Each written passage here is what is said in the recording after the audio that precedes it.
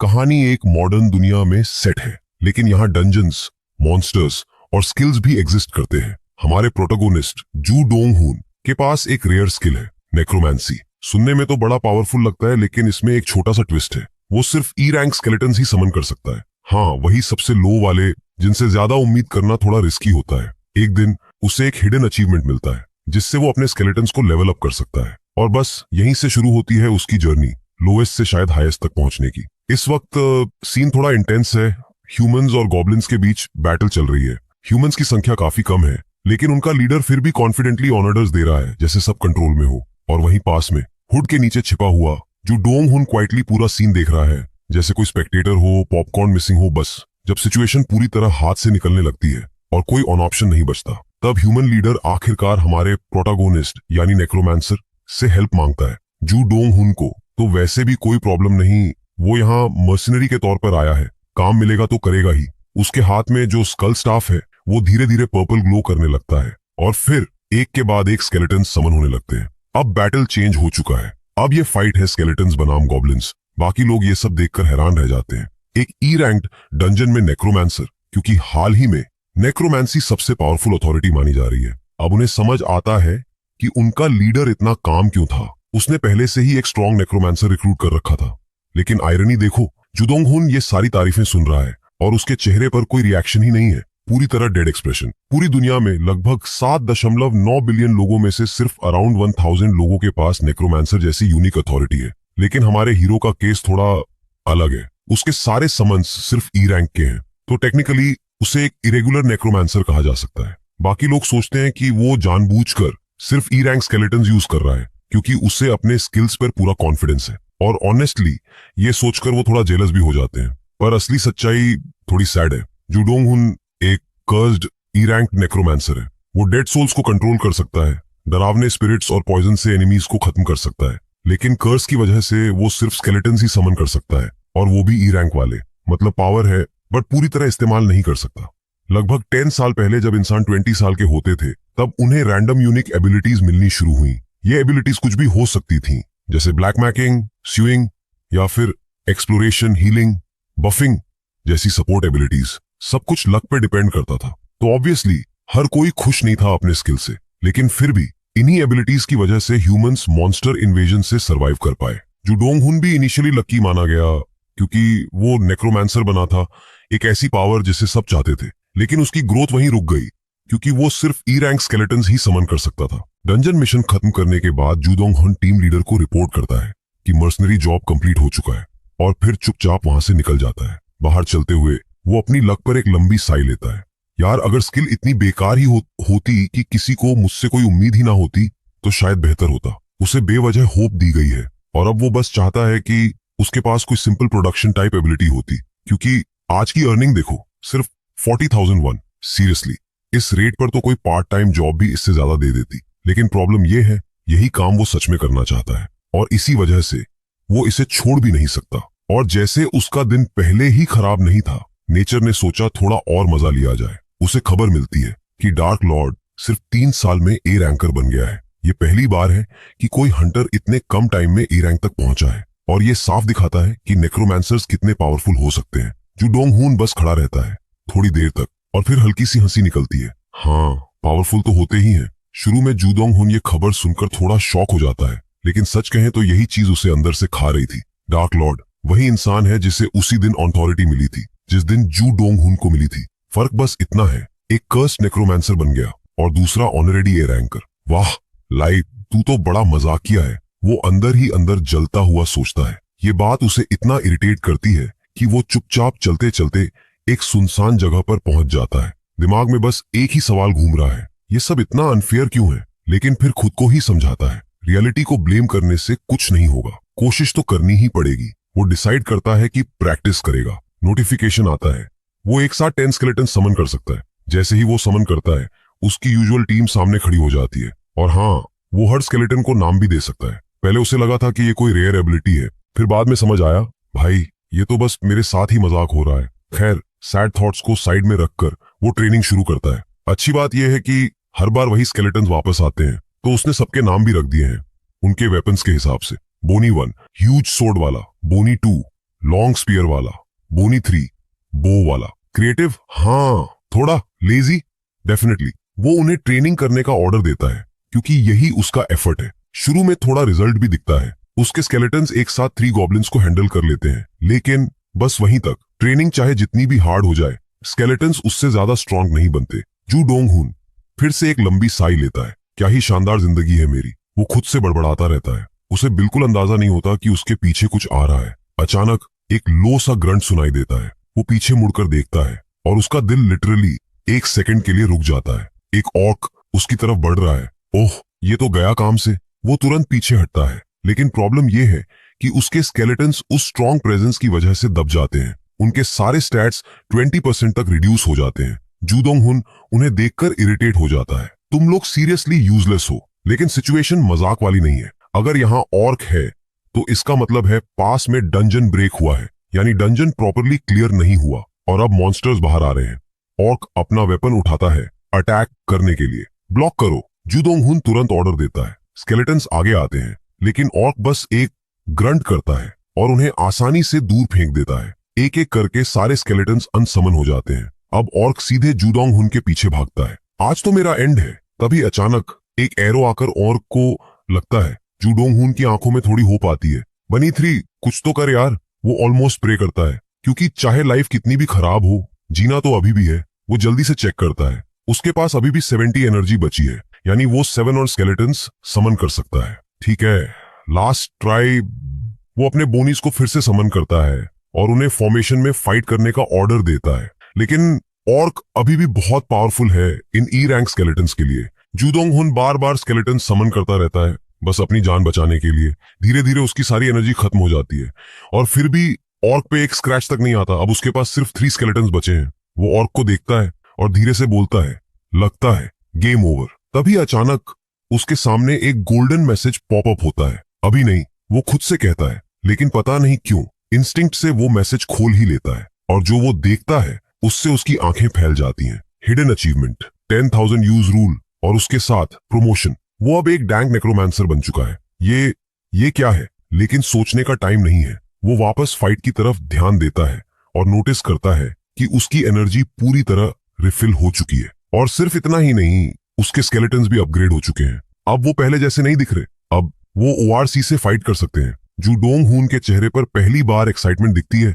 अच्छा, अब मजा आएगा। तो जू डोंग हुन तुरंत और स्केलेटन्स समन करता है, लेकिन इस बार कुछ अलग है। उनके पास नए वेपन्स हैं और टीम में अब एक टैंक और एक मेज भी जुड़ गया है। अब पार्टी थोड़ी बैलेंस्ड लग रही है, जैसे कोई प्रॉपर स्क्वाड बन गई हो। सभी स्केलेटन्स मिलकर ऑर्क पर हमला करते हैं और धीरे धीरे उसे पीछे धकेल देते हैं। आखिरकार ऑर्क अपना वेपन गिरा देता है। तभी उसका मैज स्केलेटन आगे बढ़ता है और एक मैसिव फायरबॉल समन करता है। वो फायरबॉल सीधे ऑर्क पर गिरता है। बूम, और ऑर्क वहीं खत्म। बैटल खत्म होते ही सारे स्केलेटन्स अपने मास्टर की तरफ देखते हैं, लेकिन जू डोंग हुन बस खड़ा है, पूरी तरह स्टन्ड। कुछ सेकंड्स बाद जब उसे समझ आता है कि अभी क्या हुआ, तो वो धीरे से सांस छोड़ता है। लगता है दुनिया अभी मुझे मरने नहीं देना चाहती। थोड़ी देर बाद वो आराम से बैठकर रामेन खा रहा होता है और अपना स्टेटस स्क्रीन देख रहा होता है। उसने कभी एक्सपेक्ट नहीं किया था कि उसकी एबिलिटीज ऐसे ग्रो करेंगी, लेकिन अब उसे यकीन हो गया है मेहनत बेकार नहीं जाती। उसे नहीं पता कि वो कब सी रैंक तक पहुंचेगा, लेकिन अभी के लिए जो मिला है वो काफी है। अब उसे बेसिक्स पर वापस जाना है और धीरे धीरे इंप्रूव करना है। इंटरमीडिएट स्केलेटन्स की पावर ही इतनी इंप्रेसिव है, तो आगे क्या होगा वो इमेजिन करने लगता है। क्या बोनी 5 एक दिन ब्लिजर्ड स्टॉर्म स्पैम करेगा और बोनी 1 और बोनी 2 स्वॉर्ड मास्टर और स्पीयर मास्टर बन जाएंगे? सोचते सोचते ही वो एक्साइटेड हो जाता है। हाँ, मैं तैयार हूं इसके लिए। अगले दिन जू डोंग हुन काम पर पहुंचता है, लेकिन एटमॉस्फेयर कुछ अजीब लगता है, जैसे कुछ बड़ा होने वाला हो। तभी उसकी नजर एक आदमी पर पड़ती है जिसके पास ग्रीन बैच, ये सी बैच है, यानी सी रैंक, एक हाई रैंक हंटर। ये यहाँ क्या कर रहा है? तभी टीम लीडर उसे बुलाता है। डोंग हुन, इधर आओ, एक बड़ी खबर है। लीडर उसे बताता है एक फेमस गिल्ड के बारे में, पेरिंग गिल्ड, जिसे गिपारिंग ने एस्टैब्लिश किया है। कोरिया में हर कोई इस गिल्ड को जानता है, खासकर जेपैंग द फाइन बोन की वजह से। लीडर समझाता है कि ये गिल्ड एक न्यूली ओपन्ड डंजियन एक्सप्लोर करने जा रही है और उन्हें पोर्टर्स की जरूरत है। पेमेंट 10 टाइम्स, लीडर कैजुअली बोलता है। जू डोंग हुन की आंखें थोड़ी बड़ी हो जाती हैं। 10 टाइम्स?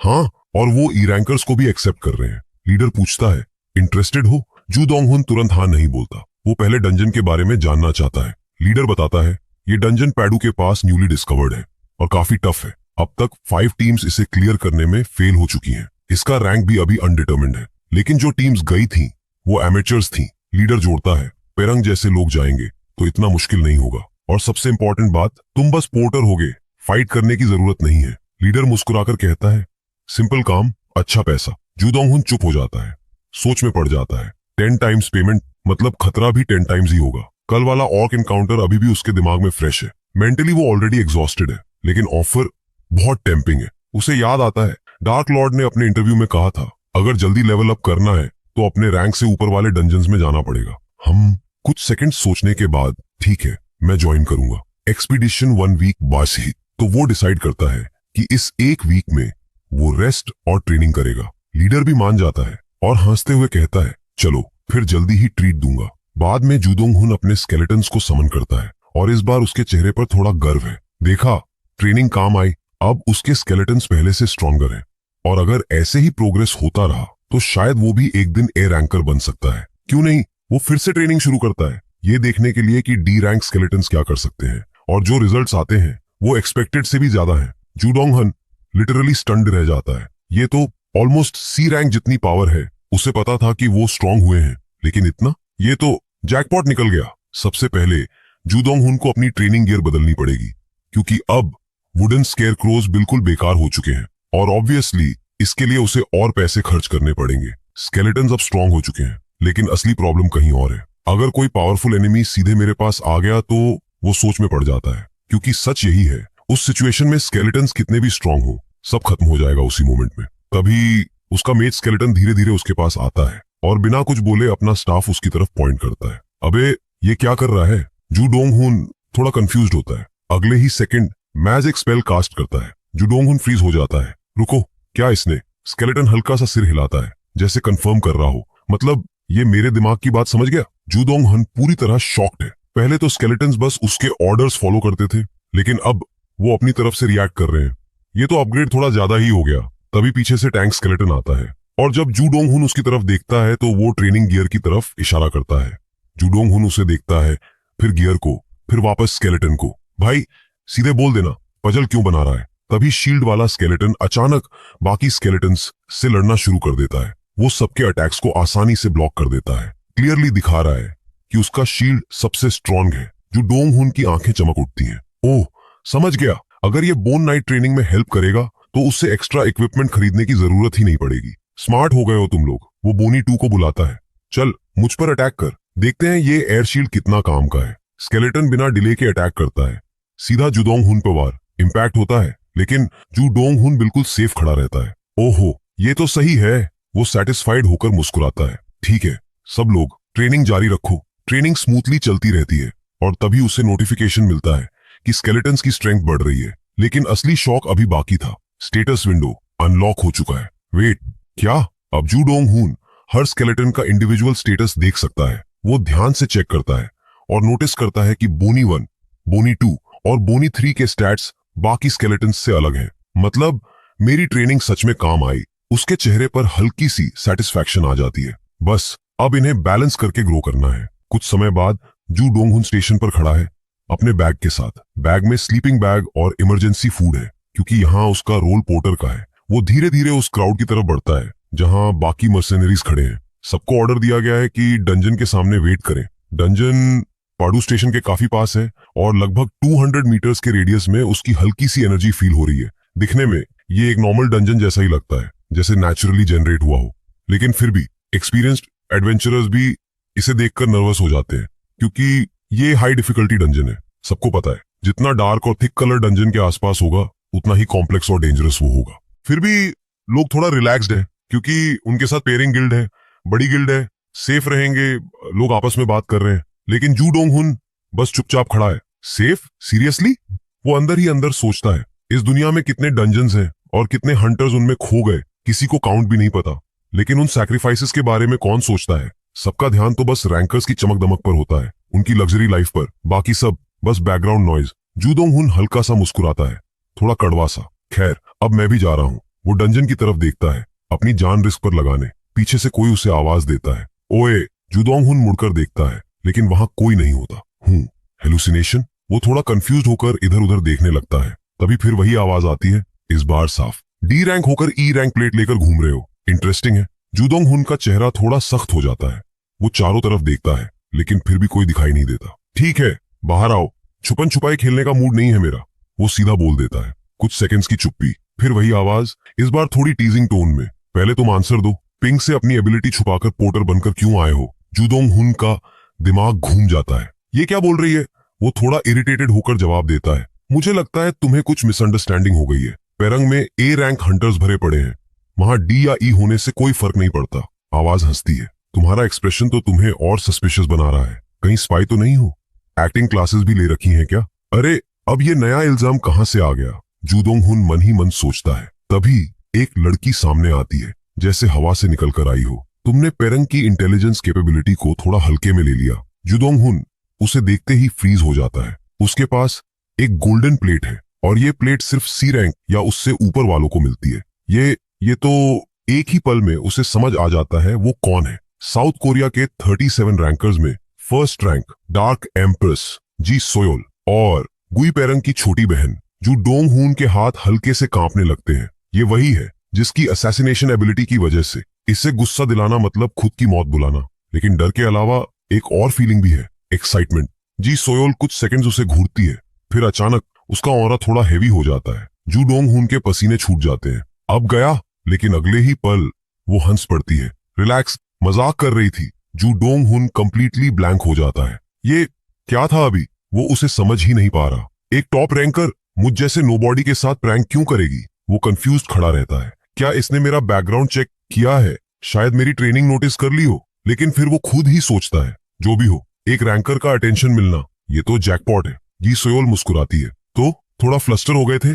जूदोंग हुन तुरंत सीधा खड़ा हो जाता है। नहीं सॉरी, मैं थोड़ा रूड हो गया था, वो कैजुअली कहती है। मुझे बस ये इंटरेस्टिंग लगा कि एक ई रैंक बैज वाला पोर्टर अपने अंदर 5 डैंक एनर्जीज होल्ड कर रहा है। जूडोंग हुन के पास इसका कोई जवाब नहीं है, क्योंकि वो सही कह रही है। तभी उसे रियलाइज होता है, इसने मेरी स्ट्रेंथ डिटेक्ट कर ली। जी सोयोल सिर हिलाती है। एनर्जी डिटेक्शन यूजफुल स्किल है। फिर वो थोड़ा सीरियस होकर कहती है, वैसे मेरे भाई ने मुझे सेकंड टीम के एक्सपीडिशन में स्काउट के तौर पर ज्वाइन करने को कहा है। स्काउट? हाँ, और मैं एक पोर्टर ढूंढ रही थी। वो हल्का सा मुस्कुराती है, और यहाँ एक सस्पिशियस पोर्टर मिल गया। जूदोंग हुन ऑकवर्ड सा खड़ा रहता है। तो वॉलंटियर करोगे स्काउटिंग के लिए? वो सीधे पूछती है। पोर्टर्स में तुम सबसे केपेबल लग रहे हो, और ऐसे भी नहीं लगते कि डरकर भाग जाओगे। जूदोंग हुन के माथे पर पसीना आ जाता है। ये तो डेंजरस लग रहा है। जी सोयोल कामली कहती है, मुझे लोगों को पहचानने की आदत है। फिर कैजुअली जोड़ती है, रिवॉर्ड डबल कर दूंगी। बस यही सुनना बाकी था। जूदोंग हुन के दिमाग में तुरंत कैलकुलेशन शुरू हो जाता है।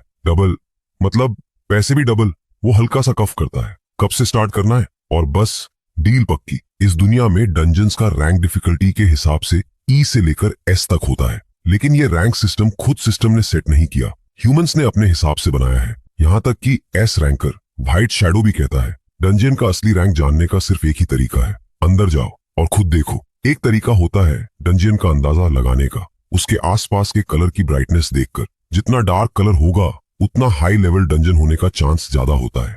लेकिन प्रॉब्लम यह है, ये मेथड भी पूरी तरह एक्यूरेट नहीं है। इसलिए एसोसिएशन ने एक रूल बनाया, अगर सेम रैंक के 5 या उससे ज्यादा हंटर्स मिलकर भी डंजन क्लियर नहीं कर पाते तो उस डंजन का रैंक बढ़ा दिया जाता है। और अगर 5 या उससे ज्यादा ए रैंक हंटर्स भी फेल हो जाए तो सीधा एस रैंक। सिंपल लॉजिक, लेकिन प्राइस थोड़ा भारी है। जूदोंग हुन मन ही मन सोचता है, क्योंकि इस सिस्टम में किसी ना किसी की सैक्रिफाइस तो फिक्स है, और जो अनरैंक डंजन वो एंटर करने वाला है वो भी कुछ ऐसा ही केस है। लेकिन मेन फोर्सेस को सीधे भेजना रिस्की था, इसलिए पहले स्काउटिंग टीम भेजी गई। और इसी वजह से जूडोंग हुन बाकी मर्सिनरीज से पहले ही डंजन की हवा महसूस कर पाता है। जैसे ही वो अंदर कदम रखता है, सबसे पहले उसकी नजर जाती है केव पर और उन चमकते हुए पर्ल्स पर जो पूरे एरिया को लाइट दे रहे हैं। ओहो, फ्री लाइटिंग सिस्टम। कोई एक हंटर बोलता है, इन पर्ल्स को निकालकर बेच सकते हैं, अच्छा पैसा मिलेगा। लेकिन तुरंत दूसरा उसे रोकता है, पागल है क्या, कुछ भी मत छेड़, डंजन में बिना सोचे कुछ उठाना सेफ नहीं होता। ठीक है भाई, फ्री का माल भी रिस्की निकला। पूरी टीम सरप्राइजिंगली रिलैक्स्ड लग रही है, क्योंकि सबके पास ए रैंक बैज है, बस जी सोयोल को छोड़कर जो एस रैंकर है, मतलब बॉस लेवल ऑलरेडी साथ में है। जूडोंग हुन हल्का सा सोचता है। जी सोयोल कामली सबको इंस्ट्रक्ट करती है, सभी लोग अलर्ट रहो, आसपास ध्यान से देखो। फिर वो कांग सनवुक की तरफ देखती है, तुम एग्जिट ढूंढो और पोर्टर को कवर करो। सनवुक कॉन्फिडेंटली सिर हिलाता है। उसका एलियस है गाइड। सिस्टम ने खुद उसे ये नाम दिया है क्योंकि वो डंजन्स में रास्ता ढूंढने में एक्सपर्ट है। नाइस, प्रो प्लेयर मिल गया, जू डोंगहुन सोचता है। जी सोयोल बाकी टीम के साथ आगे बढ़ जाती है और सनवुक डोंगहुन के साथ रह जाता है। नर्वस हो? सनवुक कैजुअली पूछता है। थोड़ा, जू डोंगहुन ऑनेस्टली बोल देता है। सनवुक हल्का सा हंसता है। अच्छा है, नर्वस रहो, ये डंजन नॉर्मल नहीं लग रहा। जू डोंगहुन का ध्यान तुरंत सीरियस हो जाता है। सनवुक धीरे धीरे एक्सप्लेन करता है। देखो, जब डार्क एम्प्रेस खुद अलर्ट रहने को कहे तो मामला सिंपल नहीं होता। वो आसपास इशारा करता है। डंजियन बहुत ज्यादा क्वाइट है, स्ट्रक्चर भी बहुत सिंपल है। इसका मतलब या तो यहाँ मॉन्स्टर्स नहीं है, या फिर जू डोंगहुन बीच में बोलता है, या फिर कुछ बड़ा छुपा हुआ है। सनवुक बात पूरी करता है। वो आगे जोड़ता है, अगर इस केव में कोई भी क्रीचर होता तो हमें कोई ना कोई साउंड, वाइब्रेशन या एको जरूर मिलता। जू डोंगहुन इम्प्रेस्ड हो जाता है। ओहो, ये तो सच में गाइड है। सनवुक थोड़ा प्राउड होकर बोलता है। सालों का एक्सपीरियंस है भाई। फिर कैजुअली कहता है, चलो पहले एग्जिट ढूंढते हैं। जू डोंगहुन नोटिस करता है वो डायरेक्शन बाकी हंटर्स से ऑपोजिट है। ये सही है ना? लेकिन वो ज्यादा आर्ग्यू नहीं करता और सनवुक के पीछे चलने लगता है। चलते चलते सनवुक अचानक बोलता है, मुझे अजीब फील हो रहा है। कोई ट्रैप्स नहीं, कोई हिंट्स नहीं, और बॉडी भी हेवी लग रही है। जू डोंगहुन भी हल्का सा कांप जाता है। मुझे भी चिल्स आ रहे हैं। वो थोड़ा हेजिटेट करता है। पक्का आगे जाना चाहिए? सनवुक कुछ सेकंड्स चुप रहता है। पता नहीं, ये फीलिंग पहली बार आ रही है। रैंकर्स से मिलने पर भी ऐसा नहीं लगा। उसकी आवाज थोड़ी धीमी हो जाती है। लग रहा है यहाँ कोई रिडिकुलस लेवल का बीइंग हो सकता है। जू डोंगहुन का गला सूख जाता है। ग्रेट, बस यही बाकी था। सनवुक तुरंत कहता है, तुम नेक्रोमांसर हो ना? कुछ समन करो, वर्स्ट केस में काम आएगा। जू डोंगहुन सिर हिलाता है और अपनी हाफ एनर्जी यूज करके 5 स्केलेटन्स समन कर देता है। स्केलेटन्स खड़े हो जाते हैं, रेडी। लेकिन सनवुक उन्हें देखकर खास इंप्रेस नहीं होता। तभी अचानक उसका चेहरा बदल जाता है। ये क्या? वो एकदम स्टिफ हो जाता है, जैसे कुछ फील किया हो। जू डोंगहुन भी उस हेवी प्रेजेंस को महसूस करता है और उसकी सांस रुक सी जाती है। ये बहुत गलत लग रहा है, लेकिन सनवुक खुद को संभालता है और आगे इशारा करता है। आगे एक ओपन एरिया है। उसकी आवाज सीरियस है। वहां कई प्रेजेंसेस फील हो रही हैं। हो सकता है कोई प्रीवियस टीम हो या मॉन्स्टर्स। वो धीरे से कहता है, लेकिन पता तभी चलेगा जब हम वहां पहुंचेंगे। वो दोनों आगे बढ़ते रहते हैं, लेकिन हर कदम के साथ प्रेशर इतना बढ़ता जाता है कि जू डोंगहुन अपनी आंखें तक ठीक से खुली नहीं रख पाता। उसके पैर कांपने लगते हैं। मेज स्केलेटन तुरंत नोटिस करता है और बिना डिले के उसके आसपास एयर शील्ड बना देता है। गुड टाइमिंग, जू डोंगहुन सोचता ही है, लेकिन अगले ही सेकंड क्रैक, शील्ड बनते ही टूट जाता है। जू डोंगहुन के मुंह से खून निकल आता है। वो जोर से खांसता है। अबे, वो मुश्किल से बोलता है। ये प्रेशर इतना हैवी है कि स्किल कास्ट होते ही टूट रही है। स्केलेटन्स तुरंत उसे सपोर्ट करते हैं, उसे गिरने नहीं देते। लेकिन सनवुक, वो तो काफी आगे निकल चुका है। भाई थोड़ा रुक भी जा, जू डोंगहुन मन ही मन कंप्लेन करता है। उसका दिमाग अब सिचुएशन समझने की कोशिश करता है। एक न्यूली अपीयर्ड डंजन और इतना डेंजरस कि ए रैंकर भी टेंस हो जाए। वो हल्का सा घबराता है। मुझे बस जिंदा रहना है, रैंकर बनना बाद में। किसी तरह वो खुद को संभालते हुए आगे बढ़ता रहता है और तभी एक नोटिफिकेशन पॉपअप होता है। Stage reached, an elderly man with white hair filled with deep resentment. Joo Donghun literally रुक जाता है। ये क्या नाम है स्टेज का? सिस्टम आगे इन्फो देता है। उस बूढ़े आदमी का रिजेंटमेंट इतना डीप है कि उसके बालों में आइसी फ्रॉस्ट बन चुका है और उसे डिफीट करना जरूरी है। ग्रेट, अब बॉस फाइट भी इमोशनल डैमेज के साथ आएगी। जू डोंगहुन धीरे धीरे रूम में एंटर करता है और तुरंत कंक्लूड कर लेता है, व्हाइट हेयर्ड ओल्ड मैन, यही बॉस होगा। लेकिन तभी उसका ध्यान कुछ लोगों की तरफ जाता है। एक ग्रुप जो उन्हें देखकर क्लियरली राहत महसूस कर रहा है। आप लोग रीइंफोर्समेंट हैं क्या? उनमें से एक पूछता है। जू डोंगहुन सोचता है, शायद ये वही हंटर्स हैं जो प्रेशर अवॉइड करके यहाँ तक पहुंचे हैं। वो लोग सनवुक के पर्पल बैच को नोटिस करते हैं, जो ए रैंक का साइन है, और साथ में स्केलेटन्स भी। प्लीज हेल्प करो, सनवुक कामली डिसाइड करता है और इमरजेंसी फूड डिस्ट्रीब्यूट करने लगता है। जू डोंगहुन थोड़ा इरिटेट होता है। ये खुद आगे भाग गया और अब हीरो बन रहा है, लेकिन फिर खुद ही सोचता है, डंजियन है, यहाँ हर कोई खुद के लिए ही फाइट करता है। वो भी पानी और फूड आगे बढ़ाता है और वो लोग तुरंत ले लेते हैं। जू डोंगहुन उन्हें देखते हुए सोचता है, एक गलत मूव और मैं भी इनकी जगह हो सकता हूँ। सनवुक बोलता है, धीरे खाओ और हमें बताओ यहाँ क्या हुआ। एक आदमी आगे आता है। मैं बी रैंक हंटर हूँ, सर्वाइवर्स में सबसे हाई रैंक। उसकी आवाज हेवी है। ये जगह हेल है। वो आगे बताता है, मैंने बहुत डंजन्स देखे हैं, लेकिन ऐसा कभी नहीं देखा। यहाँ कोई एग्जिट नहीं है, तुम किसी भी डायरेक्शन में जाओ, ये केव तुम्हें वापस इसी दरवाजे तक ले आती है। जू डोंगहुन ध्यान से सुन रहा है। हम इस ऑरा में फंस गए, बाहर नहीं जा सकते, तो हमारे पास एक ही ऑप्शन था, उस डोर के पीछे जो है उसे चैलेंज करना। वो रुकता है, फिर धीरे से कहता है, लेकिन क्लियर कंडीशन पागलपन है। कोई भी उस ओल्ड मैन को नहीं हरा सकता। रैंक कुछ भी हो, हम सब उसके सामने बच्चे हैं। जू डोंग हुन का गला सूख जाता है। सीरियसली? लेकिन बी रैंकर फिर थोड़ा होपफुल टोन में कहता है, लेकिन अगर ए रैंकर हंटर साथ हो तो शायद चांसेस बदल जाएं। सनवोक की तरफ देखते हुए, शायद हम यहाँ से निकल पाएं। जू डोंग हुन सडनली सवाल पूछता है, अगर वो इतना स्ट्रांग है तो तुम लोग जिंदा कैसे हो? बी रैंकर जवाब देता है, वो लोगों को मारता नहीं है, वो बस चैलेंजर्स एक्सेप्ट करता है और कोई टेस्ट लेता है। डिटेल्स हमें नहीं पता, लेकिन वो थोड़ा कांपता है। वो हमें पेनफुली डिफीट करता है। फिर जीप क्लिक करता है और कहता है, दिस वंस नॉट फिट, और फिर हमें बाहर फेंक देता है। जू डोंग हुन का दिमाग और उलझ जाता है। ये बॉस है या टीचर? लेकिन बी रैंकर खुद भी कंफ्यूज्ड है। सबसे अजीब बात यह है, वो ओल्ड मैन इंसान है और वर्ल्ड चेंज होने के बाद पहली बार कोई डंजन बॉस ह्यूमन है। जू डोंग हुन शॉक में पड़ जाता है। ये पॉसिबल भी है? कुछ सेकंड्स की चुप्पी, फिर वो खुद को संभालता है। जो भी हो, हमें वो डोर खोलना पड़ेगा, तभी एग्जिट मिलेगा। लेकिन उसके दिमाग में एक डाउट है, क्या सनवुक पर भरोसा कर सकता हूँ? वो गाइड है, फाइटर नहीं। वो इसी सोच में होता है। तभी पीछे से फुटस्टेप्स की आवाज आती है। जी सोयोल और बाकी टीम भी वहां पहुंच चुके हैं। सिचुएशन समझने के बाद जी सोयोल बिना टाइम वेस्ट किए डिसाइड करती है कि वो अब भी अंदर जाएगी। सर्वाइवर्स डॉपलगैंगर या ट्रैप नहीं है, ये कंफर्म हो चुका है। लेकिन जो चीज उसे सबसे ज्यादा परेशान कर रही है वो है ये इंटेंस ऑरा। ये नॉर्मल नहीं है, वो धीरे से कहती है। फिर भी वो बैठकर इंतजार करने वालों में से नहीं है। सर्वाइवर्स ए रैंक हंटर्स को देखकर खुश हो जाते हैं, जैसे उनकी लाइफ वापस आ गई हो। हम बच गए। लेकिन जी सोयोल तुरंत ऑर्डर देती है, तुम लोग और तुम भी। वो जू डोंग हुन की तरफ देखती है, यहीं रहो, बॉस को हम हैंडल करेंगे। जू डोंग हुन चुपचाप सिर हिलाता है। वो जानता है एस रैंक और ए रैंक के बीच भी जमीन आसमान का फर्क होता है। और जी सोयोल, वो तो ए रैंकर्स में भी टॉप लेवल की है, ये तो नेक्स्ट लेवल ही है। वो बाकी हंटर्स को प्रिपेयर होने का सिग्नल देती है और फिर बिना हेजिटेशन के डोर खोलकर अंदर चली जाती है। जू डोंग हुन बाहर पेशेंटली वेट करता है। 1 मिनट, 5 मिनट्स, इतनी जल्दी तो कुछ नहीं होगा। लेकिन अचानक क्रैश, डोर खुलता है और एक के बाद एक हंटर्स बाहर गिरते हुए निकलते हैं। उनमें जी सोयोल भी है। क्या? जू डोंग हुन की आंखें फैल जाती हैं। अभी तो 10 मिनट्स भी नहीं हुए। एस रैंक जी सोयोल इतनी जल्दी इनकैपेसिटेटेड? ये बात ही अपने आप में टेरिफाइंग है। लेकिन जी सोयोल गुस्से में है। Non fit? वो टीथ ग्राइंड करते हुए बोलती है। वो तुरंत जू डोंग हुन की तरफ देखती है। बैग में एडवांस लेवल पोशन है, दो मुझे। जू डोंग हुन हक्का बक्का रह जाता है। आप वापस जाएंगी? हाँ, लेकिन अभी तो। वो उसे बीच में ही रोक देती है।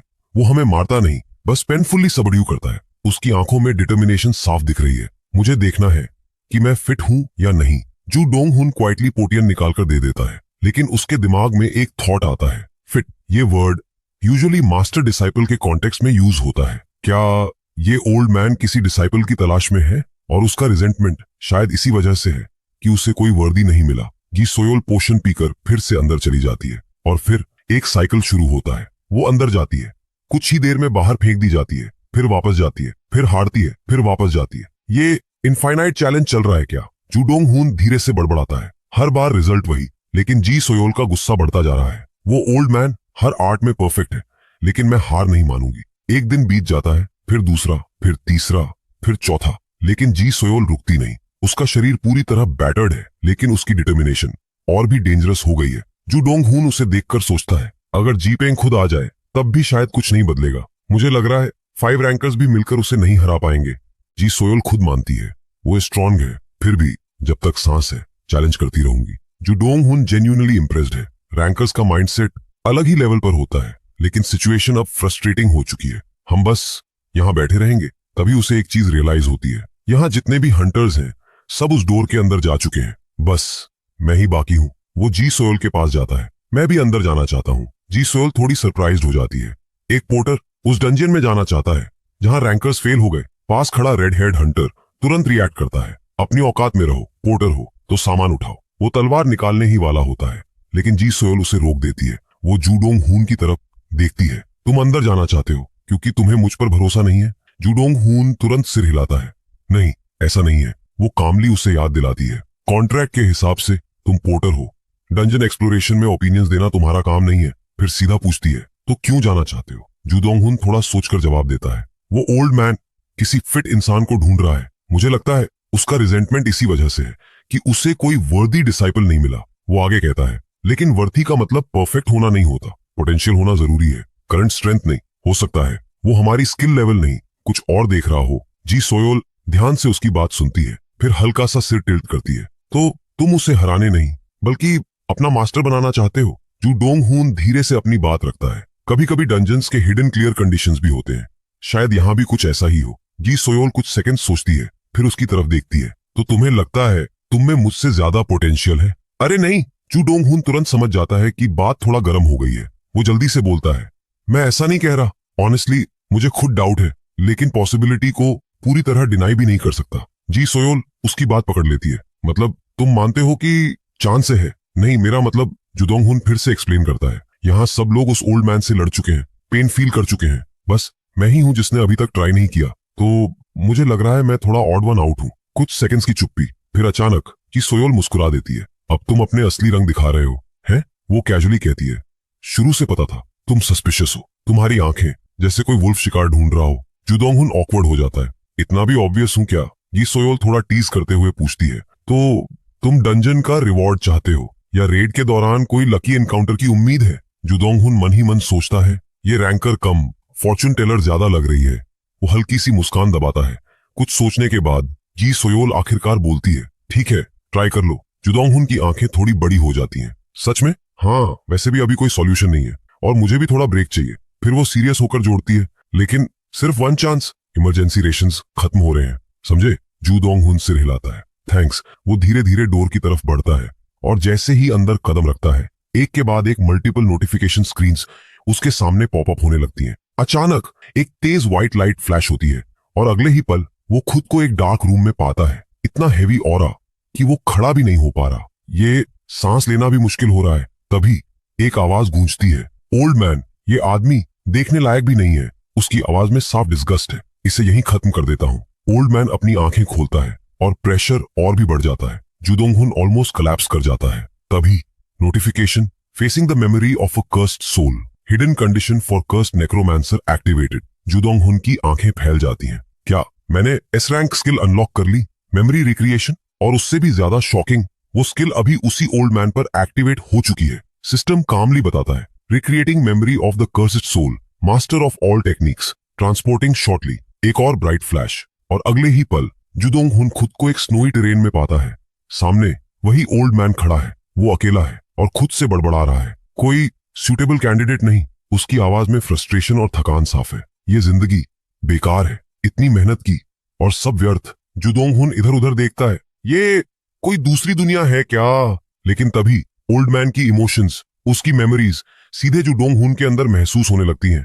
ओल्ड मैन बोलता रहता है, जब कोई की के फ्लो को मास्टर कर लेता है तो सारी टेक्निक्स एक हो जाती हैं। वो कोई साधारण इंसान नहीं है, वो एक ऐसा मास्टर है जिसने हर टेक्निक में मास्टरी हासिल की है और बहुत लंबे समय तक हर लिमिटेशन को पार किया है। लेकिन की भी उम्र को नहीं रोक सकता। उसकी आवाज भारी हो जाती है। अब ठंडा पानी पीना भी जहर जैसा लगता है। प्यास है लेकिन पी नहीं सकता। ये अगोनी है। जुडोंग हुन उस पेन को फील करता है जैसे वो खुद उसे जी रहा हो। ओल्ड मैन धीरे से बोलता है, मैं ऐसे नहीं मर सकता, ये अनफेयर होगा। उसकी आंखों में एक ही इच्छा है, बस एक डिसिप्लिन, कोई एक जो मेरी एबिलिटीज को आगे ले जा सके। लेकिन कोई नहीं है जिसके पास वो टैलेंट हो। उसकी आवाज टूट जाती है, मैं ऐसे नहीं जी सकता। और आखिरकार मेमोरी टूट जाती है। जुदोंग हुन को एक तेज हवा का झोंका महसूस होता है और अगले ही पल वो वापस उसी डार्क रूम में है। वो इधर उधर देखता है लेकिन प्रेशर फिर से वापस आ जाता है। Old man, master of all techniques, सीधे उसे घूर रहा है। जुडोंग हुन का दम घुटने लगता है, लेकिन इस बार उसके अंदर थोड़ा फियर है और थोड़ा होप भी। ओल्ड मैन तुरंत समझ जाता है कि जुडोंग हुन उसकी सोल तक झांक चुका है और उसकी आंखों में हल्की सी क्यूरियोसिटी आ जाती है। तुमने मेरे अंदर देखा? जुडोंग हुन बिना हिचक मान लेता है, हाँ, और मैं आपकी सारी पावर और नॉलेज इनहेरिट करना चाहता हूँ। लेकिन ओल्ड मैन उसे देखता है और कहता है, इंटरेस्टिंग तो हो, लेकिन बस इतना ही, और तुरंत प्रेशर और बढ़ा देता है जिससे जुडोंग हुन का खड़ा रहना मुश्किल हो जाता है। फिर भी वो हिम्मत नहीं हारता और बोलता है, अगर आप ऐसे ही करते रहेंगे तो आपको कभी डिसाइपल नहीं मिलेगा। लोग आपको बस एक जिद्दी भूत के तौर पर याद रखेंगे। ये सुनकर ओल्ड मैन गुस्से में आ जाता है और कहता है, तुम्हारी टांग तोड़नी पड़ेगी। लेकिन जुडोंग हुन जल्दी से उसे रोकता है और समझाता है कि उसने हर टेक्निक मास्टर की है, जबकि इस दुनिया के लोग एक भी टेक्निक मास्टर करने में पूरी जिंदगी लगा देते हैं। ओल्ड मैन मानता है कि शायद कोई और जीनियस होगा, लेकिन जुडोंग हुन बताता है कि जो महिला उससे पहले आई थी वो इस दुनिया की स्ट्रॉन्गेस्ट लोगों में से एक है। अंदर ही अंदर उसे थोड़ा दुख होता है क्योंकि वैसे रैंकर बनना उसका सपना था। ओल्ड मैन इस बात को मानने से इनकार करता है और सोचता है कि उसे बेवकूफ बनाया जा रहा है। तब जू डोंग हुन कहता है, मेरी आंखों में देखिए, खुद समझ जाएंगे। ओल्ड मैन उसकी आंखों में देखता है और समझ जाता है कि वो सच बोल रहा है, लेकिन यही सच्चाई उसे भारी लगती है। तब जू डोंग हुन खुद को ऑफर करता है, अगर कोई आपके स्टैंडर्ड पे खरा नहीं उतरता तो मुझे मौका दीजिए। ओल्ड मैन उसे बेशर्म कहता है, लेकिन जू डोंग हुन रुकता नहीं और कहता है कि वो डायरेक्टली सिखाने की बात नहीं कर रहा। फिर वो अपने स्केलेटन्स समन करता है और कहता है कि उनमें लिमिटलेस पोटेंशियल है,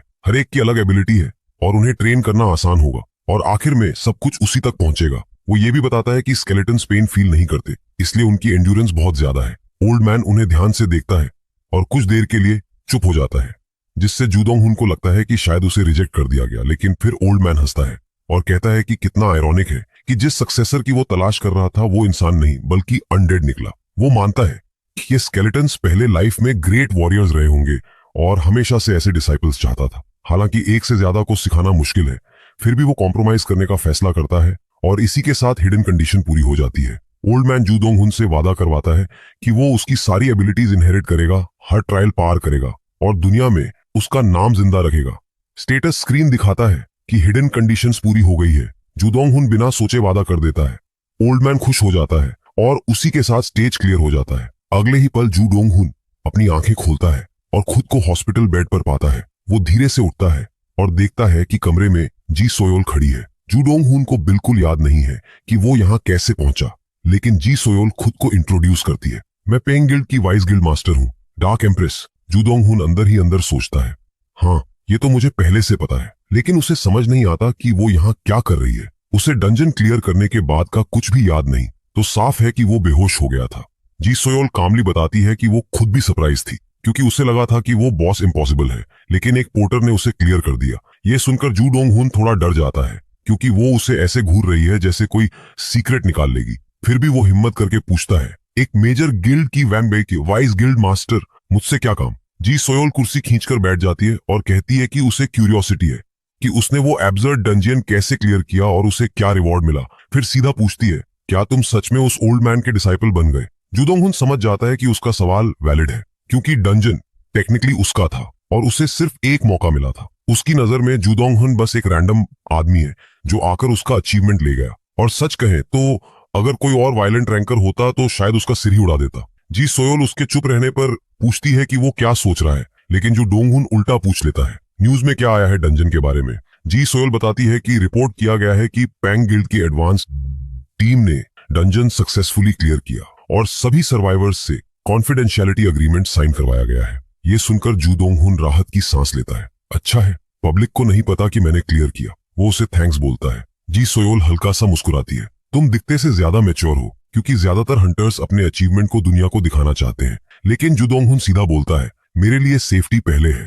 जी सोयोल कहती है कि उसे थैंक्स कहने की जरूरत नहीं क्योंकि ये पेयरिंग गिल्ड की प्राइड का भी सवाल है और वैसे भी कोई बिलीव नहीं करेगा कि एक पोर्टर एक्सपीडिशन का एमवीपी था। जू डोंग हुन तुरंत समझ जाता है कि ये सब फेस सेव करने के लिए है और अगर उसने सच्चाई बाहर निकाली तो शायद चुपचाप उसे हटा दिया जाए। वो कैजुअली पूछता है कि वो कितने समय से अनकॉन्शियस था। जी सोयोल जवाब देती है, 3 डेज। जू डोंग हुन तुरंत डिसाइड करता है कि रिवॉर्ड के बारे में ज्यादा कुछ नहीं बोलेगा क्योंकि वो रिस्की हो सकता है। इसलिए वो कहता है कि उसे अभी तक ठीक से पता नहीं कि उसे क्या मिला है और उसे थोड़ा टाइम चाहिए। साथ ही वो मजाक में कहता है कि वो भागेगा नहीं क्योंकि डार्क एम्प्रेस की नजर से कोई नहीं बच सकता। जी सोयोल कुछ सेकंड्स उसे घूरती है, फिर उसे टाइम दे देती है और चली जाती है। जू डोंग हुन बेड पर वापस गिर जाता है और अपनी लाइफ के बारे में सोचने लगता है। 3 साल बाद अवेकनिंग, फिर रैंकर से मुलाकात और ये अजीब डंजन, क्या लाइफ है। साथ ही उसे ये भी एहसास है कि अगर उसने गलती की तो पैंग गिल्ड के गलत साइड में जा सकता है। तभी उसे नोटिफिकेशन मिलता है कि वो अपने क्लियर रिवॉर्ड्स चेक करे। वो देखता है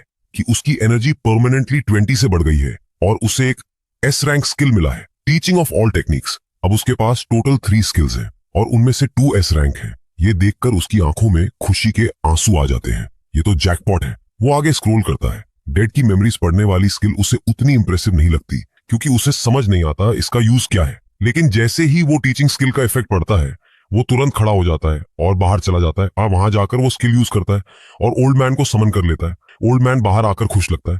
दोनों एक दूसरे को देखकर जेन्युइनली खुश होते हैं। लेकिन अगले ही सेकंड थक ओल्ड मैन उसे एक पंच मार देता है। इतनी देर से बुला रहा है? ओल्ड मैन उसे घूरते हुए कहता है, तू बहुत लेजी है, इस स्पीड से तो कभी कीप अप नहीं कर पाएगा। जू डोंग हुन तुरंत डिफेंड करता है। मैंने जैसे ही होश संभाला आपको बुला लिया, लेकिन उसके दिमाग में एक और सवाल चल रहा है, ये मुझे पंच कैसे मार सकता है? ये तो इस दुनिया में फिजिकली एग्जिस्ट भी नहीं करता। तभी ओल्ड मैन उसकी तरफ देखकर हल्का सा मुस्कुराता है, जैसे सब समझ गया हो। तेरे चेहरे से सब पढ़ा जा सकता है, वो कामली समझाता है। तू और मैं मेंटली कनेक्टेड है, इसलिए तुझे पेन देना मेरे लिए कोई मुश्किल बात नहीं है। जू डोंग हुन के चेहरे का रंग उड़ जाता है। मतलब फ्री में टॉर्चर? ओल्ड मैन बिना टाइम वेस्ट किए बोलता है, चल ट्रेनिंग शुरू करते हैं। जू डोंग हुन तुरंत स्केलेटन समन करने लगता है, लेकिन ओल्ड मैन उसे रोक देता है।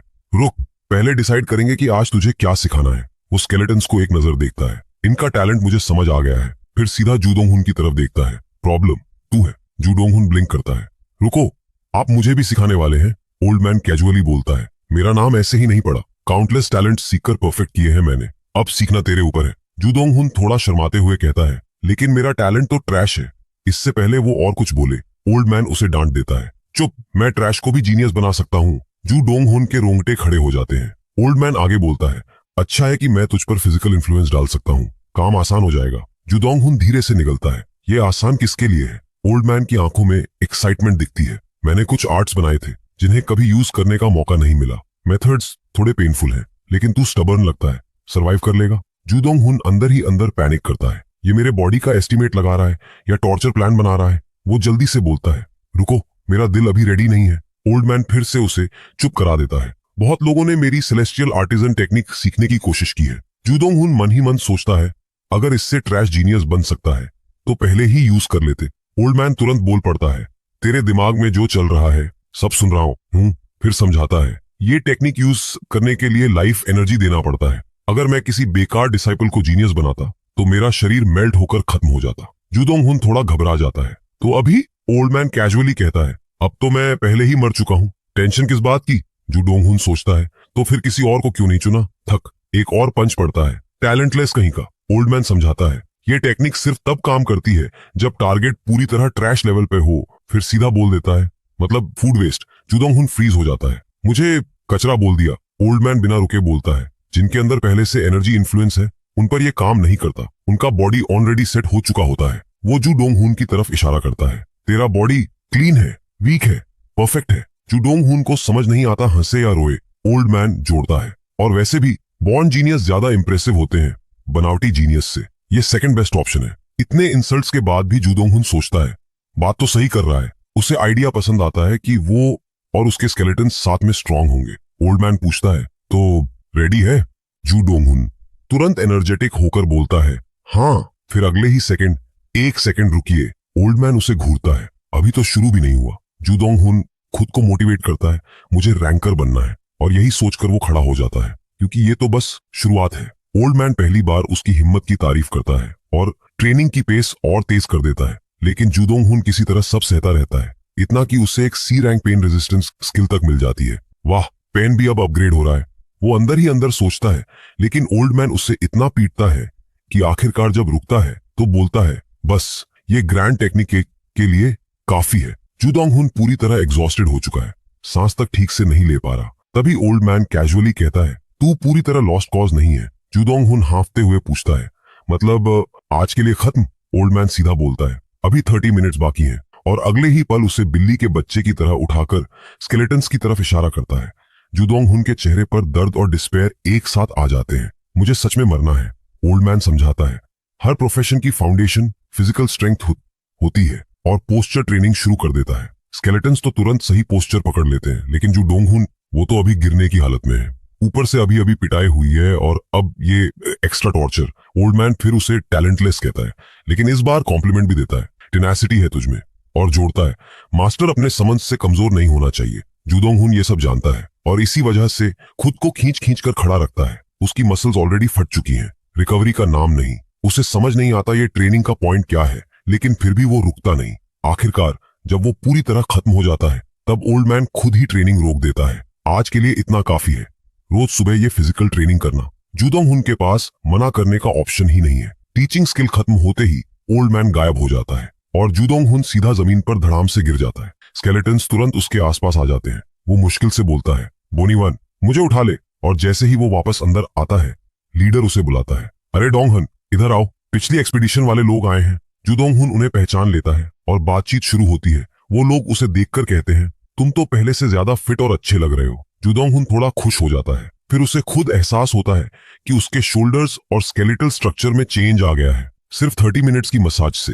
ये मसाज था या टॉर्चर, वो मन ही मन सोचता है। लेकिन फिर सवाल आता है कि ये लोग उससे मिलने क्यों आए हैं। वो पूछता है तो उनमें से एक खुद को इंट्रोड्यूस करता है, मैं कांगजो सी रैंक हंटर। वो कहता है कि उसे डोंग हुन का एटीट्यूड और एक्शंस याद है और उसने उसे नोट कर लिया था फ्यूचर टीम अप के लिए। जू डोंग हुन तुरंत क्लैरिफाई करता है, मैं बस एक ई रैंक नेक्रोमांसर मर्सेनारी हूँ। लेकिन वो लोग हंसकर कहते हैं, हमें फर्क नहीं पड़ता, और बताते हैं कि उनके पास एक सी रैंक डंजियन है जिसके लिए वो उसे हायर करना चाहते हैं। उन्हें पता है कि जू डोंग हुन फाइनेंशियली स्ट्रगल कर रहा है। ये सुनकर वो लीडर को घूरता है, भाई सब बता दिया। लीडर इनोसेंट सा दिखता है, जैसे कुछ हुआ ही नहीं। जू डोंग हुन समझ जाता है कि उसने जॉब सिक्योर करने के लिए उसे सेल आउट कर दिया, लेकिन सच ये भी है कि उसे पैसे की जरूरत है। कैंग जो आगे समझाता है, डंजन थोड़ा ट्रिकी है लेकिन रिवॉर्ड्स अच्छे हैं और इसमें पावर पोशन भी मिल सकता है।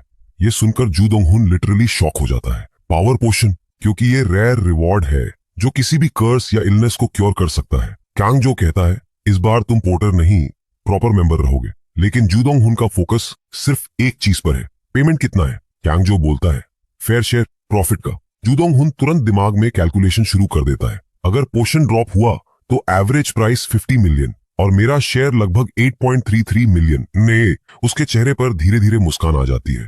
पैसा। और जब कांगजो फिर से पूछता है, तो ज्वाइन करोगे? जू डोंग हुन बिना एक सेकंड वेस्ट किए बोल देता है, हाँ मैं रेडी हूँ। जू डोंग हुन अंदर ही अंदर एक्साइटेड है। वो अपने एवॉल्व्ड स्केलेटन्स की पावर देखना चाहता है और ये परफेक्ट मौका है। कैंगजो उसे बोलता है, मंडे को लोकेशन पर पहुंच जाना, और मीटिंग खत्म हो जाती है। बाद में जू डोंग हुन ओल्ड मैन को बताता है कि यहाँ के हंटर्स डंजन्स में जाकर स्ट्रांग होते हैं। ओल्ड मैन हंस पड़ता है, ये लोग चलना सीखे बिना दौड़ना चाहते हैं। जू डोंग हुन कैजुअली जवाब देता है, मुझे पैसे चाहिए। ये सुनकर ओल्ड मैन समझ जाता है, ठीक है प्रैक्टिकल एक्सपीरियंस बुरा नहीं। जू डोंग हुन खुश हो जाता है कि उसे परमिशन मिल गई। लेकिन ओल्ड मैन तुरंत वार्निंग देता है, ट्रेनिंग स्किप मत करना, मुझे डंजियन के अंदर भी समन कर सकता है तू। और बिना टाइम वेस्ट किए वो फिर से अपनी मसाज शुरू कर देता है। जू डोंग हुन के चेहरे पर सीधा हॉरर आ जाता है। फिर से ट्रेनिंग के बाद उसका पूरा शरीर दर्द से भरा होता है। वो सोचता है कि वो सिर्फ इसलिए बच पाया क्योंकि उसकी नई स्किल पेन को नम कर देती है जब वो ज्यादा बढ़ता है। ये स्किल काम की है। वो राहत की सांस लेता है। तभी ओल्ड मैन उसकी तरफ देखकर कहता है, अच्छा एंड्योर किया। जू डोंग हुन जेन्युइनली थैंक यू बोलता है, लेकिन ओल्ड मैन कैजुअली जोड़ देता है, कल से इंटेंसिटी बढ़ाएंगे क्या? जू डोंग हुन लिटरली चिल्ला पड़ता है, लेकिन ओल्ड मैन उसे इग्नोर कर देता है और स्केलेटन्स को बुलाता है, सब इधर आओ, अब असली ट्रेनिंग शुरू होगी। वो उन्हें वही पोस्चर लेने को कहता है और अनाउंस करता है कि हर दिन हर एक को एक टेक्निक सिखाएगा। फिर वो सोड वाले स्केलेटन की तरफ इशारा करता है। स्केलेटन कंफ्यूज्ड होकर जू डोंग हुन को देखता है, जैसे पूछ रहा हो, भाई बचा लो। ओल्ड मैन कहता है, इसमें अभी कोई स्किल नहीं है लेकिन बना सकते हैं। वो उसे स्विंग करने को कहता है। स्केलेटन क्लियरली डर रहा है। जू डोंग हुन को थोड़ा मोटिवेशन आता है, लेकिन उसकी अपनी हालत इतनी खराब है कि स्केलेटन और भी घबरा जाता है।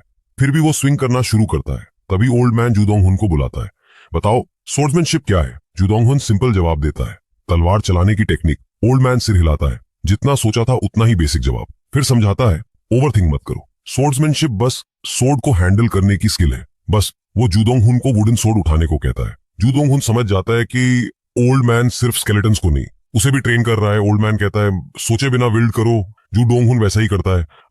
ओल्ड मैन उसे प्राइज करता है, लेकिन जू डोंग हुन को अजीब लगता है क्योंकि अभी तक तो उसे ट्रैश बोल रहा था। फिर भी ओल्ड मैन प्रॉपर इंस्ट्रक्टर की तरह हर स्टेप डिटेल में सिखाता है। तूने सोर्ड ऐसे स्विंग की जो स्लैश के लिए सबसे कंफर्टेबल था, और उस स्विंग में तूने अपना सब कुछ डाल दिया। जू डोंग हुन हैरान हो जाता है, सच में? ओल्ड मैन आगे पूछता है, अगर उसी स्लैश में स्पीड और स्ट्रेंथ जोड़ दे तो क्या वो पावरफुल नहीं होगा? जू डोंग हुन ब्लैंक फेस बना लेता है। ओल्ड मैन साई करता है, कोई भी स्लैश स्पीड और स्ट्रेंथ से पावरफुल बनता है। तभी जू डोंग हुन के दिमाग में क्लिक होता है, मतलब मुझे अपनी खुद की स्लैश बनानी है और उसमें धीरे धीरे स्पीड और स्ट्रेंथ ऐड करनी है। अब उसे समझ आने लगता है कि ये ट्रेनिंग असल में कितनी डीप है। ओल्ड मैन देख लेता है कि उसका डिसाइपल धीरे धीरे समझने लगा है, तो वो स्वॉर्ड्समैनशिप के और भी एस्पेक्ट्स समझाने लगता है। जू डोंग हुन ध्यान से देखता है, जब ओल्ड मैन खुद एक क्लीन और स्मूथ स्लैश करता है, वो इतनी आसानी से करता है कि डोंग हुन लिटरली स्टन्ड रह जाता है। ओल्ड मैन कैजुअली बोलता है, थ्योरी में मत उलझ, बस अपने स्विंग और स्लैश को स्ट्रॉन्ग बना। फिर कॉन्फिडेंस से जोड़ता है, अगर तू ऐसा करता रहा तो एक दिन लोग तेरे स्लैश को ही स्टैंडर्ड मानेंगे। ये सुनकर जू डोंग हुन के अंदर अचानक मोटिवेशन की आग जल उठती है। उसे समझ आता है कि पोस्चर उतना इंपॉर्टेंट नहीं है, असली चीज उसका स्विंग है। वो तुरंत प्रैक्टिस शुरू कर देता है और धीरे धीरे उसे एक सी रैंक रेंज स्किल मिल जाती है। ओह, ये तो प्रोग्रेस है, वो खुद से खुश होता है। दूसरी तरफ गुया पेरिंग, जो दुनिया में 58 रैंक पे है और पेरांग गिल्ड का गिल्ड मास्टर है, अपने ऑफिस में पेपर वर्क में बिजी है। तभी उसकी छोटी बहन जी सोयोल अंदर आती है। वो तुरंत खड़ा हो जाता है क्योंकि ये रेयर है कि वो खुद मिलने आई हो। सोयोल बैठते ही सीरियस टोन में पूछती है, अगर कोई डी रैंक हंटर अचानक ए रैंक से भी ज्यादा स्ट्रांग दिखे तो? गुया पेरिंग थोड़ा कंफ्यूज होता है। अजीब सवाल है। फिर कामली जवाब देता है कि नॉर्मली चाहे किसी को लकी अपॉर्चुनिटी मिले या न्यू स्किल सीखे, उसे मास्टर करने में टाइम लगता है। तो ऐसा केस ऑलमोस्ट इम्पॉसिबल है। अगर ऐसा हुआ भी तो शायद उसने अपनी एबिलिटी छुपाई हो। सोयोल तुरंत सिर हिलाती है, नहीं, वो छुपा नहीं सकता क्योंकि उसकी एस रैंक सर्च स्किल से कोई भी रैंकर अपनी एबिलिटी हाइड नहीं कर सकता। गुआ पीरिंग अब थोड़ा क्यूरियस हो जाता है और डिटेल्स पूछता है, लेकिन सोयोल हेजिटेट करती है क्योंकि उसने अभी तक उस डंजन के बारे में रिपोर्ट नहीं दी। और सच ये है कि वो खुद बार बार हार चुकी है। उसकी आंखों में थोड़ी फ्रस्ट्रेशन दिखती है। मैंने कभी इतना पावरलेस फील नहीं किया। उसे समझ नहीं आता कि एक डी रैंक हंटर ये कैसे कर सकता है। उसे याद आता है कि पहली बार से ही जूदोंग हुन थोड़ा अलग लगा था, इसलिए उसने क्यूरियोसिटी में उसे मौका दिया। लेकिन उसने सच में डंजन क्लियर कर दिया। उसने कहा था वो बाद में एक्सप्लेन करेगा। वो धीरे से कहती है, मैं इंतजार करूंगी। गुया पेरिंग उसकी सीरियस लेकिन हल्की मुस्कान देखकर सस्पिशियस हो जाता है क्योंकि यूजुअली उसे बस डैगर चलाने में इंटरेस्ट होता है। वो टीज करता है। सोयल हल्का सा ब्लश करती है और तुरंत उठकर जाने लगती है, लेकिन उसका भाई पीछे से हंसता रहता है। इधर दूसरी तरफ कांग जो और बाकी टीम डंजियन एंट्रेंस के पास खड़े हैं और जूदोंग हन को देखते ही वेलकम करते हैं। कैंग जो पहले ही उसे डिटेल्स टेक्स्ट कर चुका है, इसलिए वो लोग बिना टाइम वेस्ट किए अंदर जाने की तैयारी करते हैं। ये डंजन सी रैंक का डेजर्ट फील्ड टाइप है। मिशन सिंपल है, मॉन्स्टर्स मारो, बॉस को हराओ। जूदोंग हुन कैजुअली बोलता है। सनस्क्रीन लगा लिया, इमरजेंसी आइस वाटर भी ले आया क्योंकि डेजर्ट है भाई, मजाक नहीं। अंदर जाते समय वो नोटिस करता है कि टीम में लोग ज्यादा हैं जितना कांगजो ने बताया था, खासकर 2 लड़कियां जिन्हें वो पहचानता नहीं। कैंगजो एक्सप्लेन करता है, 2 एफ रैंक पोर्टर्स हैं, ऑलरेडी पेड है, तुम्हें टेंशन नहीं। जूदोंग हुन सिर हिलाता है। उसे लगता है ये सही है क्योंकि डंजन में और आइटम्स उठाने के लिए एक्स्ट्रा लोग काम आते हैं। अंदर ही अंदर वो कॉन्फिडेंट है, सी रैंक डंजन है, इतना टफ नहीं होना चाहिए। लेकिन उसे अभी ये नहीं पता कि ये डंजन भी उसे आराम से नहीं छोड़ने वाला। गेट से अंदर जाते ही सब एक तपते हुए डेजर्ट में पहुंच जाते हैं और सिस्टम तुरंत बता देता है कि हार्श वेदर की वजह से सबके स्टैट्स 10% कम हो गए हैं। बाकी हंटर्स तो शुरुआत से ही थके हुए लगने लगते हैं, लेकिन जूदोंग हुन के लिए ये सब तो वार्म अप जैसा है। ओल्ड मैन की ट्रेनिंग के सामने ये तो पिकनिक है, वो कैजुअली सोचता है। फिर वो अपने स्केलेटन समन करता है और वो ऐसे लाइन में खड़े होते हैं जैसे कोई फैशन शो चल रहा हो। इंस्टेंटली सबकी नजर उन्हीं पे टिक जाती है। एक हंटर तो बोल भी देता है, ये स्केलेटन्स पहले से ज्यादा स्ट्रांग लग रहे हैं। कैंग जो सबका ध्यान खींचता है और बताता है, यहाँ के मॉन्स्टर्स स्कॉर्पियंस और स्नेक्स हैं। स्नेक्स का नाम सुनते ही कुछ लोग अनईजी हो जाते हैं, लेकिन वो कामली बोलता है, सी रैंक मॉन्स्टर्स हैं, बस पोर्टर्स हमारे पीछे रहो। और फिर मार्च शुरू होती है, लेकिन एनवायरनमेंट इतना हार्श है कि धीरे धीरे सबकी हालत खराब होने लगती है। अचानक कैंग जो चिल्लाता है, सब रुक जाओ। सामने कुछ दिखता नहीं तो सबके अंदर टेंशन बढ़ जाती है और तभी ऊपर से स्कॉर्पियंस की बारिश होने लगती है। क्या? कैंग जो तुरंत तलवार निकालकर उन्हें काटने लगता है और चिल्लाता है, बैटल फॉर्मेशन। सब लोग फाइट में लग जाते हैं।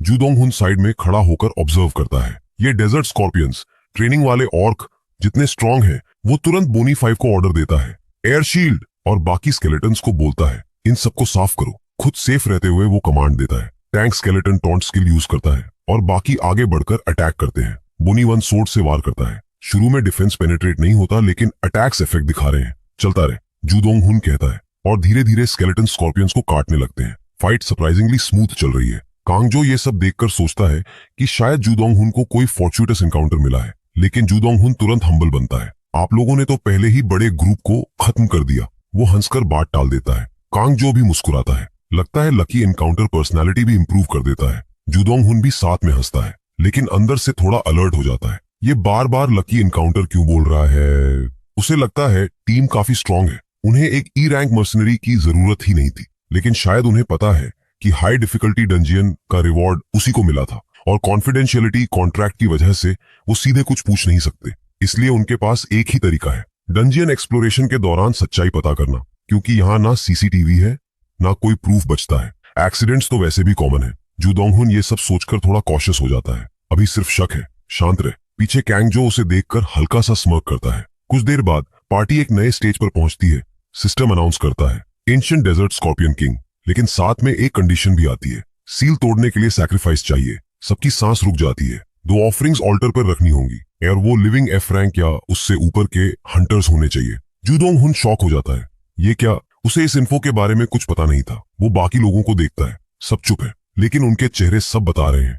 एक एफ रैंक पोर्टर डरते हुए कांगजो से पूछता है, ये क्या मतलब है? कांगजो बिना भाव बदले रिपीट करता है, 2 सैक्रिफाइसेस चाहिए, और फिर ठंडे लहजे में कहता है, तुम दोनों ऑल्टर पर जाओ। उसके शब्द सुनते ही हवा और भी भारी हो जाती है। लड़कियां घबराकर चिल्लाती हैं, तुम लोग पागल हो गए हो क्या? लेकिन कैंगजो और उसके साथी बिल्कुल भी रिएक्ट नहीं करते, जैसे ये सब पहले से प्लान हो। वो ठंडे लहजे में कहते हैं, हाई पे चाहिए तो हाई प्राइस भी देना पड़ेगा। जूदोंग हुन ये सब चुपचाप देख रहा है। उसके दिमाग में एक ही बात चल रही है, ये इतना कॉन्फिडेंट है, मतलब इससे पूरा यकीन है कि ये मुझे आसानी से हरा सकता है। कैंगजो फिर से लड़कियों को आदेश देता है, ऑल्टर पर जाओ, लेकिन इस बार जूदोंग हुन उनके सामने आकर खड़ा हो जाता है। कांगजो हल्का सा हंसता है, ओह तो तुम अपोज करोगे? फिर ताना मारता है, दिखते से ज्यादा प्योर निकले। जूदोंग हुन गुस्से में बोलता है, बकवास बंद कर और बता मुझे यहाँ क्यों लाया। उसकी आवाज में पहली बार असली गुस्सा साफ सुनाई देता है। कैंगजो थोड़ा सीरियस हो जाता है, लगता है तुमने डंजन लक से क्लियर नहीं किया। फिर वो सच बता देता है, हमें तुम्हारे फॉर्चुइटस एनकाउंटर के बारे में जानना था, तुमने रैंकर्स को कैसे बीट किया, इसीलिए तुम्हें यहाँ तक लाए। वो कैजुअली जोड़ता है, हम तुमसे लड़ना नहीं चाहते, लेकिन जूदोंग हुन उसकी बात पर भरोसा नहीं करता। कांगजो हंसता है, हमने पहले ही दिखा दिया है कि हम कैसे लोग हैं, हमने तुम्हें ज्वाइन करने का मौका भी दिया था। फिर सीधा कहता है, अगर हमारे साथ आना है तो अपने रिवॉर्ड्स का कुछ हिस्सा शेयर करना होगा। जूदोंग हुन की आंखें फैल जाती हैं, तुम लोग सच में पागल हो। वो ताना मारता है, मुझे विलेन बनाना चाहते हो और ऊपर से मेरे रिवॉर्ड्स भी चाहिए? उसका जवाब साफ है, ना। वो तुरंत बोनी 3 को समन करता है, इन सबको खत्म करो। बाकी 2 लोग थोड़ा घबरा जाते हैं, लेकिन कांग जो आराम से सारे एरोज काट देता है, तुम्हें इस फैसले का पछतावा होगा। जूदोंग हुन ठंडे स्वर में जवाब देता है, जानवरों के साथ टीम अप नहीं करता, और स्केलेटन्स फाइट शुरू कर देते हैं। कैंगजो फाइट करते हुए कहता है, एक लकी चांस मिला और खुद को स्ट्रॉन्ग समझने लगा। लेकिन जूदोंग हुन जल्दी ही समझ जाता है कि कांगजो उससे ज्यादा स्ट्रॉन्ग है जितना उसने सोचा था। ये सी रैंक है, लेकिन स्ट्रेंथ ऑलमोस्ट बी रैंक जैसी है। फाइट इंटेंस होती जाती है, लेकिन तभी कांगजो मुस्कुराता है, तुम्हारा ओपोनेंट मैं अकेला नहीं हूँ। अचानक जूदोंग हुन को एक अजीब ब्लडलस्ट महसूस होती है। वो तुरंत चिल्लाता है, बोनी वन पीछे, लेकिन तब तक इम्पैक्ट लग चुका होता है। उसके सामने कैंगजो के पीछे से एक आदमी निकलता है। कैंगजो बताता है, ये है हमारा ट्रम्प कार्ड, शैडो लर्कर्स का ए रैंक असैसिन। वो आदमी जूदोंग हुन को ऊपर से नीचे तक देखता है, ये है वो जिसने डंजन क्लियर किया। उसकी आवाज में डाउट है, इतना खास नहीं लगता। जूदोंग हुन के अंदर ठंडा सा डर उतर जाता है, अब कोई रास्ता नहीं। उसे खुद भी पता है कि वो मिरेकल से ही अभी तक सरवाइव कर रहा था। 2 लड़कियां पीछे से रोते हुए कहती हैं, सॉरी, हमारी वजह से। उन्हें लगता है कि अब सब खत्म है, लेकिन जूदोंग हुन उन्हें देखता है और सोचता है, सिर्फ वीक होने की वजह से ये हाल। उसके अंदर कुछ क्लिक करता है, नहीं, मैं इन्हें ऐसे नहीं मरने दूंगा। भले ही सामने ए रैंक असासिन हो, उसके पास एक ऐसा अली है जो ए रैंकर्स को भी कुचल सकता है। वो तुरंत अपनी टीचिंग स्किल एक्टिवेट करता है और ओल्ड मैन को समन करता है। ओल्ड मैन आते ही बोर्ड एक्सप्रेशन से बोलता है, जैसा सोचा था वैसा ही हुआ, नोविस को बाहर छोड़ोगे तो यही होगा। जूदोंग हुन जल्दी से कहता है, अभी मजाक का टाइम नहीं है, सिचुएशन सीरियस है, कुछ तो एडवाइस दीजिए। ओल्ड मैन उसे देखता है और सीधा बोलता है, मान ले अपनी किस्मत, तू इन लोगों का मुकाबला नहीं कर सकता। फिर सार्कास्टिकली जोड़ता है, खुद को मेरा डिसाइपल कहता है और इतने वीक लोगों से नहीं निपट सकता। जूदोंग हुन गुस्से में बोल पड़ता है, बस भी कीजिए। उसकी आवाज भारी हो जाती है, अगर मैं यहाँ मर गया तो आपका सपना भी खत्म हो जाएगा। ओल्ड मैन उसे घूरते हुए डांटता है, पहले खुद ऐसी हालत में फंसता है, फिर मदद मांगता है और साफ कह देता है, मैंने सारी टेक्निक्स मास्टर की हैं, लेकिन इम्पॉसिबल को पॉसिबल नहीं बना सकता। तभी असैसिन आगे बढ़ता है और ठंडे स्वर में पूछता है, तो तुम्हें उस अपॉर्चुनिटी से क्या मिला? ये सुनते ही जूदोंग हुन को अचानक समझ आ जाता है कि इन विलेंस का असली मकसद क्या है। इनको बस मेरा रिवॉर्ड चाहिए। और तभी उसके दिमाग में एक आइडिया आता है, मतलब अभी भी गेम खत्म नहीं हुआ। वो समझ जाता है कि ये लोग उसे डराकर कंट्रोल करना चाहते हैं, लेकिन अगर वो कोऑपरेट नहीं करेगा तो ये खुद भी फंस सकते हैं। इवन ओल्ड मैन भी उसके इस सोच पर थोड़ा इंप्रेस्ड लगता है। जूदोंग हुन हल्की मुस्कान के साथ बोलता है, जानना है ना मेरा सीक्रेट? असैसिन सिर हिलाता है, हाँ, क्यूरियोसिटी है। वो डंजन जिसे गी सोयोल भी क्लियर नहीं कर पाई, उसका रिवॉर्ड क्या है? जूदोंग हुन कैजुअली जवाब देता है, बताऊंगा। असैसिन के चेहरे पर सेटिस्फैक्शन आ जाता है, लेकिन अगले ही पल जूदोंग हुन टोन बदल देता है, लेकिन उससे पहले मुझे इन बैकस्टैबर्स से लड़ना है। कांगजो का चेहरा सख्त हो जाता है। जूदोंग हुन आगे बोलता है, इतनी फ्रस्ट्रेशन और रिसेंटमेंट है, बिना निकाले मैं कुछ नहीं बताऊंगा। फिर कंधे उचकाता है, अगर डील पसंद नहीं तो मार दो। कुछ सेकंड्स की चुप्पी। असैसिन उसे घूरता रहता है, लड़कियां डर से कांपने लगती हैं। जू डोंग हून थोड़ा सरकाजम में जोड़ता है, वैसे मुझे एक मेंटल इलनेस है, प्राइड बचाने की सिचुएशन कोई भी हो। असैसिन की आंखें सिकुड़ती हैं। उसे साफ दिख रहा है कि जू डोंग हून कुछ प्लान कर रहा है, लेकिन जू डोंग हून हाथ हिलाकर कैजुअली बोलता है, आर एंकर की आंखों को कौन धोखा दे सकता है, रिलैक्स। ये सुनकर असैसिन थोड़ा सोच में पड़ जाता है। कैंग जो अब क्लियरली नर्वस दिख रहा है। जू डोंग हून आगे कहता है, मुझे पता है मेरा एंड क्या है, शैडो लकर के सामने खड़ा हूं। फिर उसकी आवाज ठंडी हो जाती है, लेकिन मरने से पहले इन गद्दारों को बिना सजा दिए नहीं जाऊंगा। वो अचानक अपने सीने पर हाथ रखता है, और अगर भरोसा नहीं तो अभी यहीं खुद को खत्म कर दूंगा। रुको, विलन्स तुरंत रिएक्ट करते हैं। असैसिन फाइनली बोलता है, ठीक है, तुम्हें हाफ एन आवर मिलता है, लेकिन उसकी आवाज में साफ थ्रेट है। जू डोंग हून सिर हिलाता है, डील। कांग जो गुस्से से कांप रहा है, ये हमें घुमा रहा है, लेकिन अब सिचुएशन सेट हो चुकी है। जू डोंग हून अंदर ही अंदर रेडी हो जाता है। तभी ओल्ड मैन बोलता है, ठीक है, प्रैक्टिकल गाइडेंस दे देता हूं। वो समझाता है कि सबसे मुश्किल टारगेट असैसिन है, इसलिए एनर्जी बचाकर रखना जरूरी है। फिर वो स्ट्रेटेजी सिखाता है, ओपोनेंट की स्ट्रेंथ को उसके खिलाफ यूज कर। जू डोंग हून हल्का सा मुस्कुराता है, समझ गया। वो स्केलेटन्स को आदेश देता है, अटैक। फाइट तुरंत शुरू हो जाती है। स्केलेटन सरप्राइजिंगली अपर हैंड ले लेते हैं। मेज स्केलेटन फायरबॉल्स फेंकता है। सोर्ड वाला कांगजो की तलवार को डिफ्लेक्ट करके उसे पीछे धकेल देता है। असैसिन ये देखकर सोचता है, मूव्स फ्लॉलेस हैं। उसे लगता है कि अगर ऐसा ही चला तो जू डोंग हून जीत सकता है, लेकिन तभी उसका ध्यान डंजन एंट्रेंस की तरफ जाता है। कोई और प्रेजेंस। वो थोड़ा चौंक जाता है। दूसरी तरफ कैंग जो जमीन पर गिरकर क्रॉल करने की कोशिश करता है, लेकिन जू डोंग हून उसके ऊपर शैडो की तरह खड़ा हो जाता है। कैंग जो की आंखों में डर साफ दिखता है। ओल्ड मैन पीछे से कमेंट करता है, ये ओपोनेंट्स असली कॉम्बैट के लायक भी नहीं। फिर कैजुअली जोड़ता है, लेकिन शुरुआत के लिए ठीक है। जू डोंग हून कॉन्फिडेंट होकर कहता है, असली फाइट तो असैसिन से होगी। ओल्ड मैन तुरंत डांट देता है, अपनी लेवल देख, जीतना इतना आसान नहीं। जू डोंग हून बोनी वन को कमांड देने ही वाला होता है कि अचानक कुछ फील करता है। ओल्ड मैन तुरंत बोलता है, एक और आ गया। उसकी आवाज सख्त हो जाती है। असैसिन जैसा ही दूसरा भी फील्ड में उतर चुका है। फिर गुस्से में जोड़ता है, और तू आगे सोचता ही नहीं। जू डोंग हून का दिल एक पल के लिए रुक जाता है। अब गेम ऑन डेंजरस हो गया।